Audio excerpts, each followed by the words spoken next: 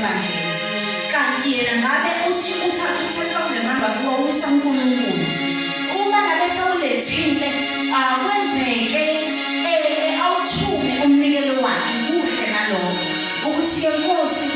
nalo 10,000 rand akusale sewuvulela ifastela lomsebenzi akusale sewuvulela ifastela lomuzi akusale sewuvulela ifastela lemoto haleluya ngitho angisusiyene ukuzivulela amafastela ezulu Amen. sithembeka ngokweshumi Hallelujah. haleluya so ke esevula ke lawo mafastela usuyashoda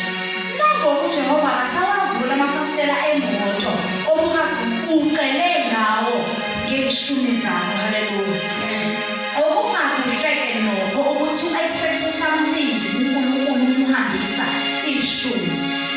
nje uyihambisela ukuthembeka kuNkulunkulu akuphele lapho ukuthi cha uyathembeka kodwa njengoba namhlanje lisifundisa lithi umsebenzi wakho uyawubuyisela kuwena kusho ukuthi ukubonga Jehova ukuthi yena ubuyisela kanjani kuwena asikho sokuthi uma ngabe ngikhipha 100 rand wami ngi-expect ukuphasa esikoleni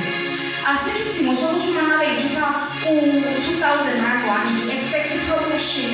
emsebenzini but ukuthi mina ngiyathembeka siphelela lapho mina noNkulunkulu namhlanje Isaka chapter 17 verse 17 zithi nomsebenzi wakhe uyawubuyisela yena okusho ukuthi uJehova akalenzi iphutha lokuthi uke wanikela angakubuyiseli lutho haleluya uma sekwenzeka iphutha ke